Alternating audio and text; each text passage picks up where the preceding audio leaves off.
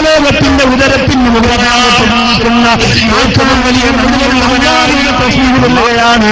അതുകൊണ്ടാണ് പ്രിയപ്പെട്ടവരെ, മൃഗത്തെ അറുക്കുന്ന സമയത്ത് എന്റെ കഴുത്തിലേക്ക് കടാര വെക്കുമ്പോ എന്തേ നിങ്ങളോട് പറയാൻ പറഞ്ഞത്? ബിസ്മില്ലാഹി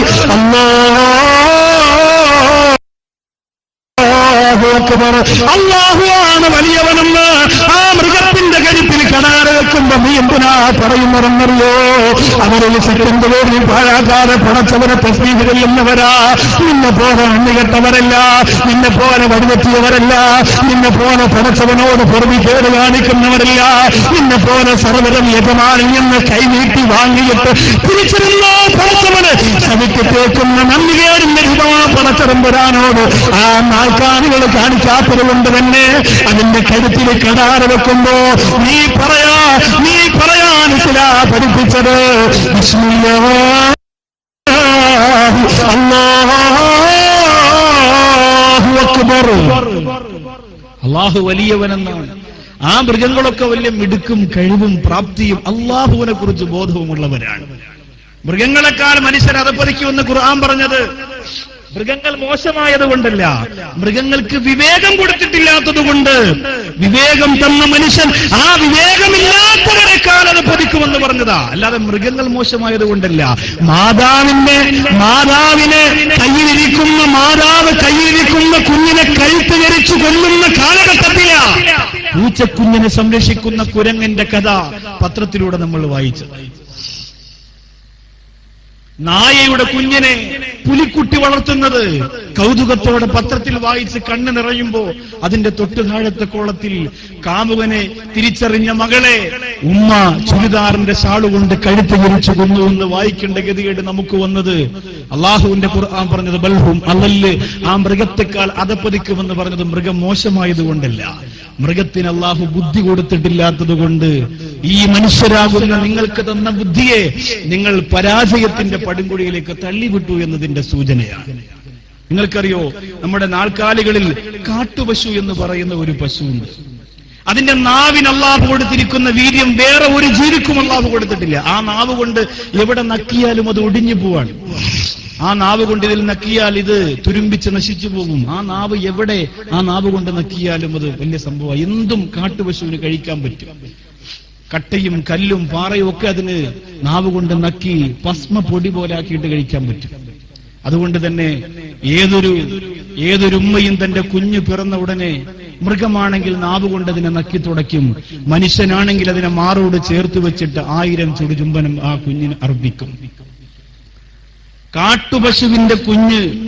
കാട്ടുപശുവിന്റെ വയറ്റിനകത്തിരുന്ന് പുറത്തേക്ക് വന്നാൽ പിന്നെ ചെയ്യുന്ന ജോലി എന്താ? മാതാവ് തന്നെ നാവ് കൊണ്ട് തലോടുന്നതിന് മുമ്പ് ഓടി രക്ഷപ്പെടലാണ്. നിങ്ങൾ ചിന്തിച്ചിട്ടുണ്ടോ? മാതാവ് തന്റെ നാവ് കൊണ്ട് കുഞ്ഞാകുന്ന തന്നെ തലോടുന്നതിന് മുമ്പ് നീ ഓടി രക്ഷപ്പെട്ടോ? ആ നാവ് കൊണ്ട് ഉമ്മ സ്നേഹത്തോടെ നിന്നെ തലോടിയാൽ നിന്റെ ശരീരം എരിഞ്ഞു പോകുമെന്ന് ആ കുഞ്ഞിന് പഠിപ്പിച്ചു കൊടുത്തതാരാ? നിങ്ങൾ ചിന്തിക്ക്. നമുക്കെന്തറിയാം? പൊട്ടിക്കരഞ്ഞുകൊണ്ട് ജനിച്ചു വീണപ്പോ നമുക്കൊന്നും അറിയില്ലായിരുന്നു. ആ നമ്മളോട് നമ്മുടെ കാതിൽ പറയാൻ പറഞ്ഞതെന്താ? നിങ്ങൾ ചിന്തിച്ചിട്ടുണ്ടോ? എന്തുകൊണ്ട് നമ്മുടെ കാതിൽ അള്ളാഹു ബാങ്ക് വിളിക്കാൻ പറഞ്ഞു? വേറെന്തൊക്കെ വിളിക്കാം? ചില ആളുകൾ പറയും ശൈത്താൻ ഓടാൻ വേണ്ടി. ശൈത്താൻ ഓടാനാണെങ്കിൽ ആയത്തിൽ കുറിച്ച് ഓതിയാ പോലെ. വലത്തെ ചെവിയിൽ ആയത്തിൽ കുറിച്ച്, ഇടത്തെ ചെവിയിൽ ആമന റസൂൽ. അതിനേക്കാളും നല്ലത് സൂറത്തുൽ ബഖറയിൽ 2 അത്ഭുതം അതാണ് എന്ന് എത്രയോ ഹദീസുകളിലുണ്ട്. അത് ചെയ്താൽ പോരെ? അപ്പൊ ചില ആളുകൾ പറയും അതെല്ലാവർക്കും ചിലപ്പോൾ അറിയണമെന്നില്ല. അപ്പൊ അറിയാന്നുള്ളത് കൊണ്ട് അല്ലാഹു അക്ബർ എന്ന് പറഞ്ഞാൽ ബാങ്ക് വിളിക്കാൻ പറഞ്ഞു. അങ്ങനെയാണെങ്കിൽ പിന്നെ ബാങ്ക് വിളിക്കാൻ പറയണതിന് അല്ലാഹു അക്ബർ എന്നോ അല്ലെങ്കിൽ അൽഹംദുലില്ലാഹ് എന്നൊരു 10 പ്രാവശ്യം എന്ന് പറഞ്ഞാൽ പോരെ? അങ്ങനല്ല. അല്ലാഹുവിനറിയാം ഈ വരുന്നവൻ ഉമ്മയുടെ ലോകത്തിൽ നിന്ന് മറ്റൊരു വലിയ ലോകത്തേക്ക് തിരിച്ച് വരുമ്പോൾ ഇവൻ ഇനി ഇവിടെ നന്ദി കെട്ടവനായി ജീവിക്കും, മറക്കും. അവൻ പണവും സമ്പാദ്യവും പദവിയും ഒക്കെ ഒരുപാട് നേടിയെടുക്കും. അങ്ങനെ ഒരു അഹങ്കാരത്തിന്റെ പരവീസയിലേക്ക് ആ മനുഷ്യൻ നീങ്ങി പോകുമ്പോ ആദ്യമായിട്ട് അവന്റെ കാതിലേക്ക് മുഴങ്ങട്ടെ അല്ലാഹു അക്ബർ,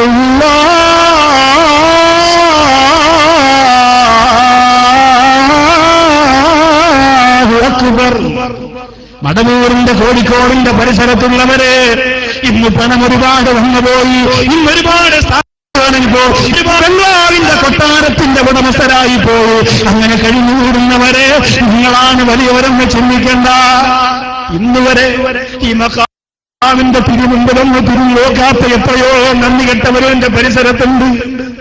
ഹൈന്ദവര് പോലും വന്ന് ദൂരെ നിന്ന് തൊഴുതു പൊട്ടിക്കരഞ്ഞു പോകുമ്പോ മുസൽമാന്റെ പേരിട്ടുകൊണ്ട് ഔലിയാക്കളെ പെരുവറന്നിട്ട് ഇതിന്റെ പരിസരത്ത് തന്നെ കുംഭതള വിജീവിക്കുമ്പോ എപ്പോഴോ ഹതഭാഗ്യരുണ്ട്. മറന്നുപോകല്ല മോനെ, നിന്റെ കാതിലേക്ക് ഒന്നുമറിയാതെ പൊട്ടിക്കരഞ്ഞുകൊണ്ട് ഉമ്മയുടെ ഉദരത്തിനകത്ത് നിന്ന് പുറത്തു വന്നപ്പോ എന്താണ് നീ കേട്ടതെന്നറിയോ? അല്ലാഹു അക്ബർ,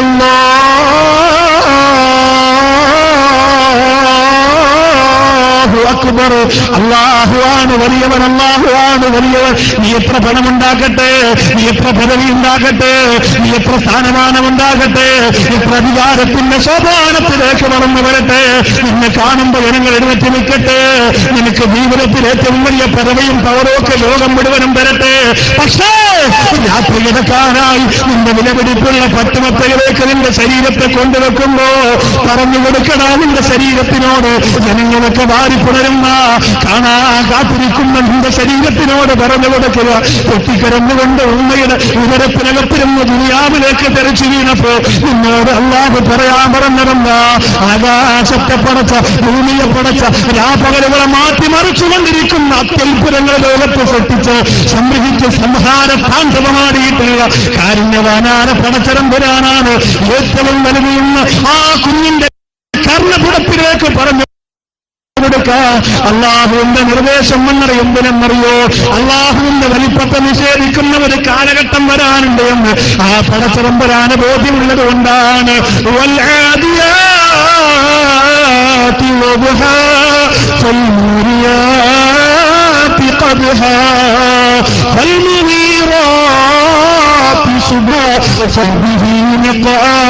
فوسطن به جمعا إن الإنسان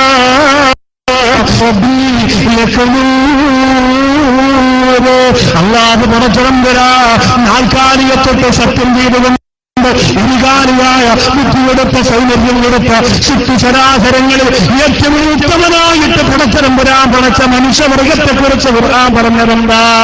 ഇന്നൽ ഇൻസാന ലിറബ്ബിഹി ലകനൂർ. അവനവന്റെ റബ്ബിനോട് നന്ദികേട് കാണിച്ചുകൊണ്ടിരിക്കുന്ന ശരിയല്ലേ? എന്തിനാ പ്രിയമുള്ളവരെ 5 നേരം നമസ്കാരത്തിന് വേണ്ടി വിളിക്കുമ്പോ അല്ലാഹു അക്ബർ പറയാൻ അല്ലാഹുവിന്റെ നിർദ്ദേശം എന്തുകൊണ്ടാ?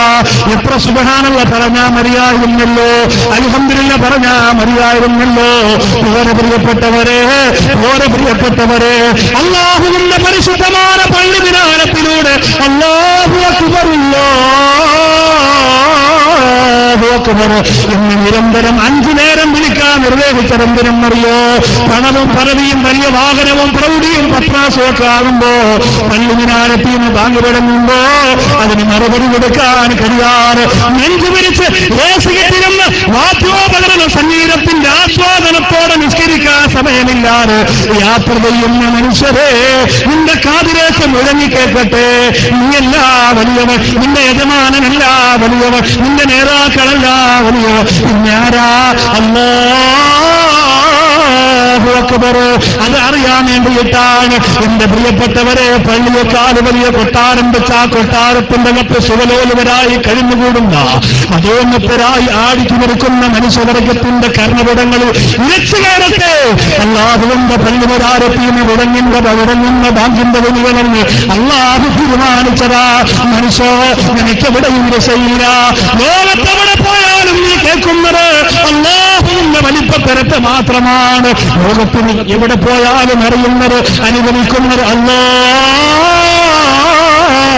അക്ബർ. എവിടെ പോയാലും അതേ നിനക്ക് കേൾക്കാൻ പറ്റും.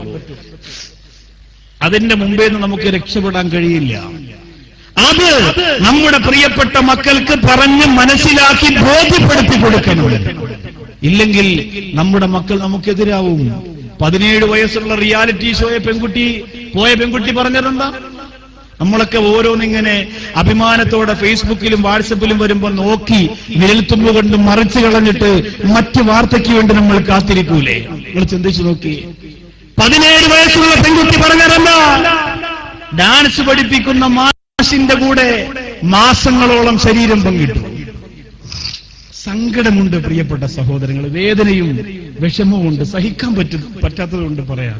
നമ്മുടെ സഹോദരിമാർക്ക് ഇതൊക്കെ സംഭവിച്ചിട്ടും നമ്മുടെ പ്രിയപ്പെട്ട ഉമ്മമാരത് മനസ്സിലാക്കുന്നില്ല, ഉമ്മമാര് തിരിച്ചറിയുന്നില്ലല്ലോ. തിരുവനന്തപുരം ജില്ലയിൽ ഒരു സ്കൂളിൽ മുസ്ലിം പെൺകുട്ടികളെ തലമറയ്ക്കാൻ അനുവദിക്കില്ല.